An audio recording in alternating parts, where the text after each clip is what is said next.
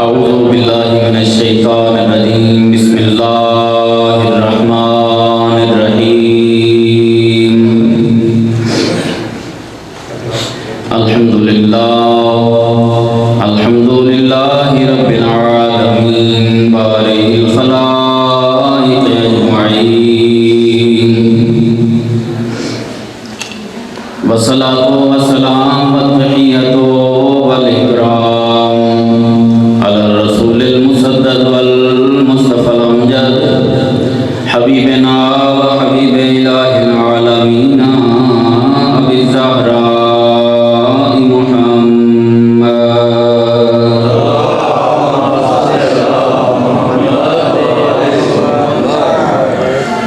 وعلی آلہ الطیبین الطاہرین المعصومین الذین اذهب اللہ عنہم الرجس وطہرهم تطہیرا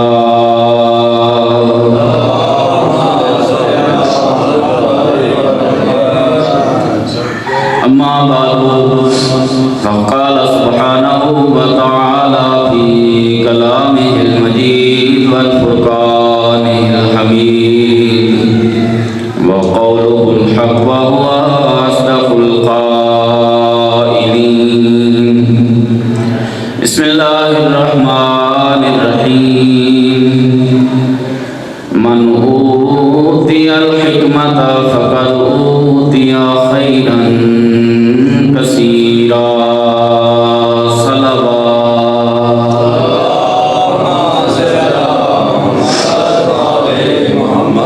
دعا ہے اللہ رب العزت ہم سب کی اس عبادت کو تذکرہ اہل بیت کو اپنی پاک بارگاہ میں شرف قبولیت عطا فرمائے۔ کریم اللہ بحق محمد و آل محمد علیہ السلام اس ذکر کو ہماری اور ہمارے مرحومین کی بخشش کا ذریعہ و وسیلہ قرار فرمائے۔ برادران کی اس محنت کو اپنی پاک بارگاہ میں قبول و منظور فرمائے۔ آپ تمام احباب کا اس مقدس مقام پہ تشریف لے کے آنا اپنی بارگاہ مقدس میں قبول و منظور فرمائے۔ ہم سب کی حاجات کو اپنی پاک بارگاہ میں مستجاب فرمائے۔ کریم اللہ بحق محمد و آل محمد علیہ السلام وارث صفِ اعظم مولا امام زمان علیہ السلام کے ظہور نور میں تعجیل فرمائے۔ اپنی اپنی حاجات کی قبولیت کے لیے، اپنی اپنی تمام دعاؤں کی قبولیت کے لیے، اس عبادت کی قبولیت کے لیے سہارا لیجیے خاندان آل محمد پہ باوعظ بلند صلوات۔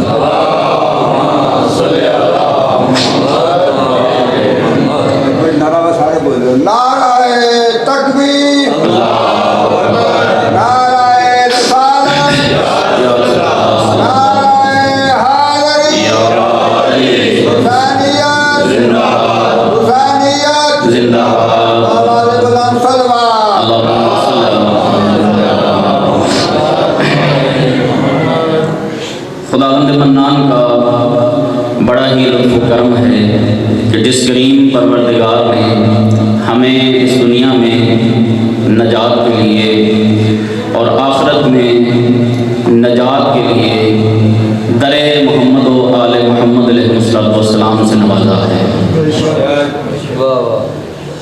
کریم اللہ کا بڑا لطف و احسان ہے کہ جس کریم پروردگار نے ہم سب کے سینوں کو علی مولا مشکل کشا کی ولایت و محبت کے نور سے منور فرمایا ہے۔ اور میں عرض کیا کرتا ہوں کہ اگر یہ محبت، یہ ولایت، یہ مودت نہ ہوتی تو اللہ جانے ہم کس کس بھکاری کے دروازے کے سامنے بیٹھ کے محتاج ہدایت ہوتے۔ یہ اس کریم اللہ کا بڑا لطف و احسان ہے کہ جس کریم پروردگار نے ہمیں علی جیسا رہبر و رہنما عطا فرمایا۔ یہ میرے مالک کا بڑا لطف و احسان ہے کہ اس گھرانے کی محبت سے نوازا ہے کہ جو انکار ہو جاتا ہے جنت اس کا مقدر ہو جایا کرتی ہے، جو ان ہستیوں کا بن جاتا ہے جنت اس کا مقدر بن جایا کرتی ہے۔ یہ عظیم الشان ہستیاں ہیں، کائنات میں جتنی بھی فضیلتیں سوچی جا سکتی ہیں، جتنی بھی عظمتیں سوچی جا سکتی ہیں، جتنے بھی مقام اور مرتبے سوچے جا سکتے ہیں، وہ سارے کے سارے مقام، وہ سارے کے سارے مرتبے، وہ ساری کی ساری فضیلتیں در آل محمد کا طواف کرتی ہوئی نظر آتی ہیں۔ کوئی ایک بھی ایسی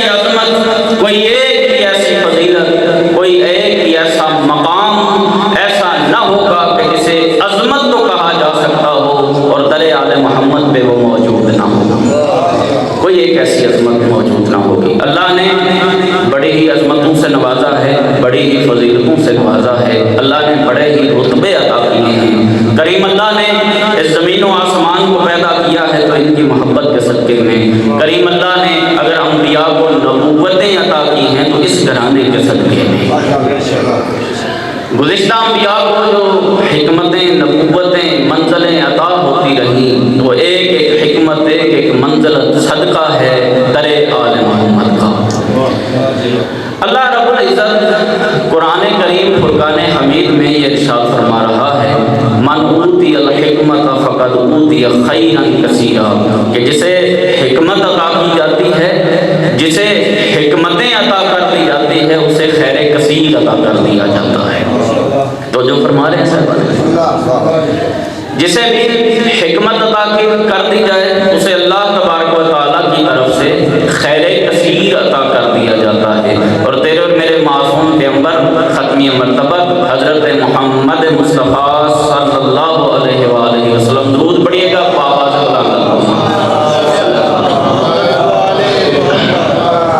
آقا نامدار نے جہاں اپنی عظمت کو بیان فرمایا، وہیں عظمتوں کے باب میں مولا مشکل کشا کی ایک عظمت میں اضافہ کرتے ہوئے ارشاد فرمایا، اور لوگوں اور دنیا والوں یاد رکھنا کہ میں انا دار الحکمت و علی بابها، میں حکمت کا گھر ہوں اور علی اس گھر کا دروازہ ہے، اور علی ہے قرار اس گھر کا دروازہ ہے۔ ایک اور مقام پہ سید الانبیاء نے یہ جملہ ارشاد فرمایا تھا انا مدینۃ العلم وعلی بابها، اور لوگوں میں شہر علم ہوں اور علی اس کا دروازہ ہے۔ میں نے کہیں عرض کیا تھا کہ لوگوں نے اس حدیث کے ساتھ بھی وہی سلوک کیا جو نماز کے ساتھ سلوک کیا ہے۔ تو جو فرما رہے ہیں، جو لوگوں نے نماز کے ساتھ سلوک کیا ہے نا، اس حدیث کے ساتھ بھی وہی سلوک کیا گیا۔ نماز کے ساتھ آپ جانتے ہیں کیا سلوک کیا، کسی نے ہاتھ اوپر باندھے، کسی نے نیچے باندھے۔ یہ وہ کام تھا جو سید الانبیاء دن میں 5 مرتبہ کر کے دکھایا کرتے تھے۔ تو جو فرمائیے گا، یہ وہ کام تھا، یہ پاک پیغمبر کی وہ روٹین تھی، وہ روزمرہ کا کام تھا کہ جو سید الانبیاء روزانہ دن میں 5 مرتبہ اصحاب کی محفل میں ہو، خلوت میں، جلوت میں، دیکھنے والے بیٹھے ہوئے ہیں، تنہا باجماعت، سید الانبیاء اس انداز کے ساتھ سکھا رہے تھے کہ لوگوں یاد رکھنا، صلو کما رأیتمونی اصلی، نماز ایسے پڑھو جیسے پاک پیغمبر کو پڑھتے ہوئے دیکھ رہے ہیں۔ لوگوں نے جو نماز کا حال کیا، اس حدیث کا بھی وہی حال کیا۔ نماز میں بھی اختلاف، اس حدیث میں بھی لوگوں نے اختلاف کیا۔ اس حدیث کے آگے ساتھ ساتھ نا تھوڑی تھوڑی چیزیں اور اضافہ کرتے چلے گئے۔ انا مدینۃ العلم و علی بابها، میں شہر علم ہوں اور علی اس کا دروازہ ہے۔ لوگوں نے اس کے ساتھ ساتھ اور لوگوں کو عظمت دینے کے لیے، اور لوگوں کو مقام دینے کے لیے اس حدیث کے ساتھ ساتھ تھوڑے پیوند لگانے شروع کر دیے۔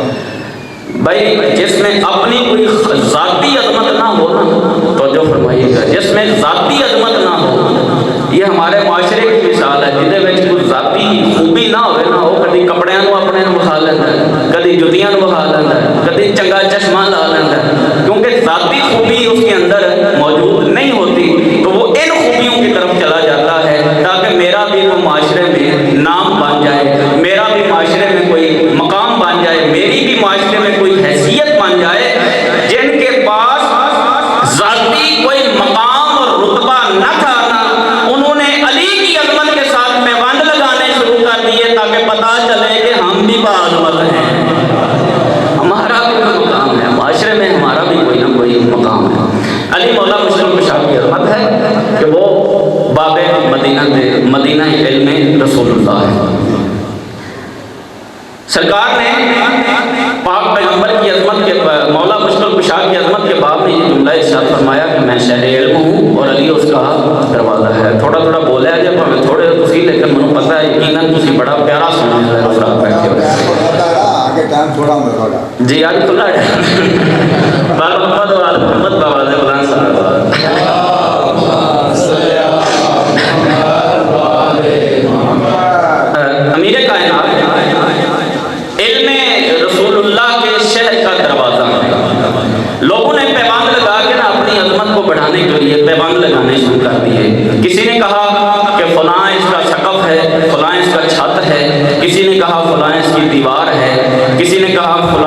گیزاب ہے، پرنالہ ہے، توجہ فرمائیے گا، پرنالہ ہے۔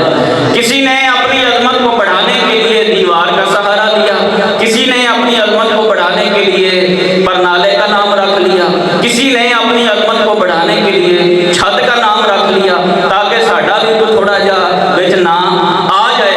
لیکن میرے محترم و معظم سامعین گرامی قدر میں کہوں گا کہ جتنی چاہیں پیوند کاری کرتے ہو کرتے رہو، لیکن عظمت علی حیدر کرار کے لیے اتنا ہی کافی ہے کہ سید الانبیاء نے اس حدیث مبارکہ کے آخر پہ یہ جملہ ارشاد فرما دیا تھا، من اراد العلم فلیأت من الباب۔ او لوگو، اگر تم علم حاصل کرنا چاہتے ہو، اگر تم جاننا چاہتے ہو، اگر علم کی وادی میں سفر کرنا چاہتے ہو، نہ دیوار کی طرف جانا، نہ چھت کی طرف جانا، نہ پرنالے کی طرف جانا، جانا کہاں ہے مولا؟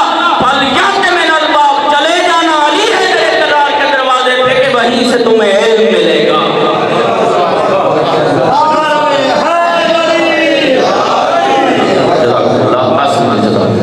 چلے جانا میرے مولا مشکل کشا کے دروازے کے اوپر۔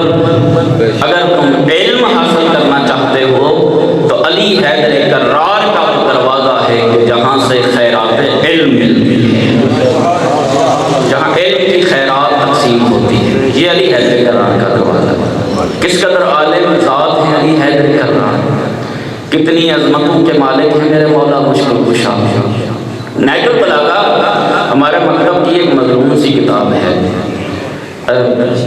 نا جی، مظلوم سی کتاب ہمارے مکتب کی مظلوم سی کتاب، یہ وہ کتاب ہے کہ اس کی عظمت کے لیے اتنا ہی کافی ہے۔ میں ایک جملہ کر کے آگے بڑھوں گا کہ اس کی عظمت کے لیے اتنا ہی کافی ہے کہ نہج البلاغہ کے متعلق علماء مصر نے، الازہر یونیورسٹی کے بڑے بڑے اساتید نے اس کتاب نہج البلاغہ کے متعلق یہ جملہ کہا ہے کہ اگر امیر کائنات کے یہ جملات نہ ہوتے جو خطبات کی صورت میں ہے، خطوط کی صورت میں ہے، کلمات کشار کی صورت میں ہے، مختلف واقعات بیان کیے ہیں مولا متقیان نے خود اپنی زبان مقدس سے، جو جملات بیان کیے ہیں، خطبے بیان کیے ہیں، ان خطبوں کو جمع کیا گیا ہے نہج البلاغہ میں۔ اساتید الازہر یونیورسٹی نے یہ فیصلہ کیا ہے کہ اگر امیر کائنات کے یہ خطبات نہ ہوتے ہمیں پتہ ہی نہ چلتا کہ معرفت توحید کیا ہے، ہمیں پتہ ہی نہ چل سکتا کہ اللہ کو ماننا کیسے ہے، پہچاننا کیسے ہے۔ امیر کائنات نے نہج البلاغہ میں یہ جملہ موجود ہے۔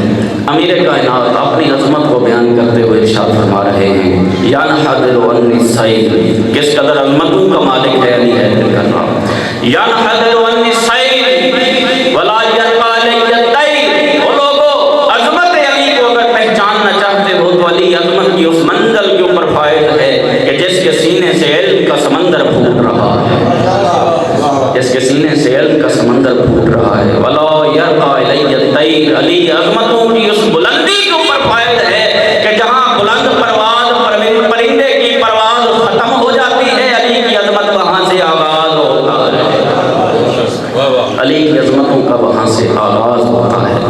جہاں پرندے پرواز کرتے کرتے کرتے تھک جائیں، وہاں علی کی عظمتوں کا آغاز ہوتا ہے۔ یہ وہ امیر کائنات ہیں، نہج البلاغہ کا یہ جملہ ہے۔ اپنے سینے کے اوپر ہاتھ مار کے نا امیر کائنات یہ جملہ ارشاد فرمایا کرتے تھے، ہاں ہونا علم جمع، وہ لوگوں یہاں علم کا سمندر ہے، یہاں علم کا سمندر ہے، ٹھاٹھے مارا ہے۔ اتنی عظمتوں کا مالک، اس قدر عالم ہستی ہیں امیر کائنات۔ درود پڑھیے گا محمد و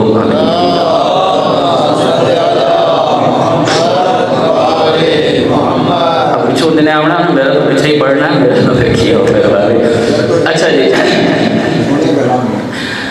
امیر کائنات کے متعلق اور ان کے علم کے متعلق کسی شخص نے جا کے پوچھا تھا جناب عبداللہ ابن عباس سے۔ عبداللہ ابن عباس تاریخ کا نامور ترین شخصیت، تاریخ اسلام کی ایک بڑی ہی معتبر ترین شخصیت جناب عبداللہ ابن عباس۔ علماء نے جن کے متعلق حبر الامت کا لفظ استعمال کیا، حبر الامت۔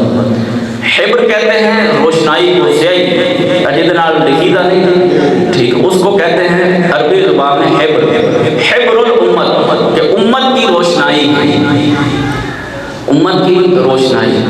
لکھنے والی سیاہی. یہ نام کسی عام بندے کو نہیں دیا جا سکتا، یہ اس بندے کو نام دیا گیا ہے کہ جس نے دین مبین اسلام کی خدمت کے لیے کچھ کام کیا ہے. جس نے کچھ کام کیا ہے یہ اس شخص کے لیے کہا جاتا ہے. اور حدیث کا وہ بڑا پیارا جملہ کہ مداد دماغ الشہداء کے متعلق یہ جملہ سید الانبیاء کی زبان مقدس سے جاری ہوا کہ مداد العلماء افضل من دماء الشہداء، کہ علماء کے لکھی ہوئی، علماء کے قلم سے تحریر شدہ جو سیاہی ہے وہ شہداء کے خون سے بھی افضل درجہ رکھتی ہے، شہداء کے خون سے بھی افضلیت رکھتی ہے. کیوں؟ اس لیے کہ شہید راہ حق نے اپنی جان کو جانے افریق کے سپرد کر کے اپنے آپ کو بچا لیا، مکتب کو بچا لیا، اپنے آپ کو بچا لیا، اپنی ذات کو بچا لیا، اپنے ارد گرد کے ماحول کو بچا لیا، لیکن مداد علماء کی روشنائی نے آپ کے پورے مکتب کو بچا دیا، پورے کی پوری شریعت کو بچا دیا. اس لیے درجہ رکھتا ہے مداد شہداء، مداد علماء افضل ہے دماء شہداء سے. یہ درجہ کسی عام بندے کو نہیں دیا جا سکتا. حبر الامت قرار دیا گیا ہے جناب عبداللہ ابن عباس. میں لمبی تشریح جان کے نہیں کر رہا، مطلب ٹائم لایا شاید بڑا کر رہا ہوں نہیں، بلکہ یہ باتیں کچھ کرنے والی ہوتی ہیں، کچھ بتانے والی ہوتی ہیں، تاکہ پیغام وہ دیپ سے دیپ کہتے ہیں نا جلتا رہے، تاکہ آگے بھی بات پہنچتی رہے. درود پڑھیے گا ایک مرتبہ مل کے آواز سے بلند اللہم صلی اللہ.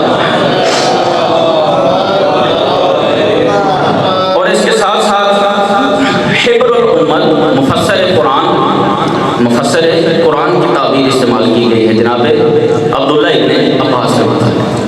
عبداللہ ابن عباس کے پاس ایک شخص حاضر ہوا، حضرت کے کہنے لگا حضرت عبداللہ ابن عباس بتائیے آپ کا علم زیادہ ہے یا علی حیدر کرار کا علم زیادہ ہے؟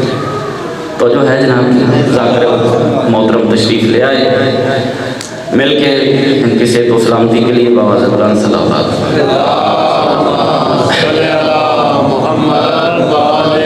میرے محترم بھائی جان آگے لاہور جا کے پڑھنا ہے، میں بالکل یہی حدیث پڑھ کے اختتام کروں گا اور محترم برادر عزیز کو وقت دوں گا. جناب عبداللہ ابن عباس کے پاس بندہ حاضر ہوا. جناب عبداللہ ابن عباس بتائیے آپ کا علم زیادہ ہے یا علی حیدر کرار کا علم زیادہ ہے؟ حضرت عبداللہ ابن عباس نے یہ جملہ کہا، کہنے لگے یہ تیرا سوال ہی غلط ہے.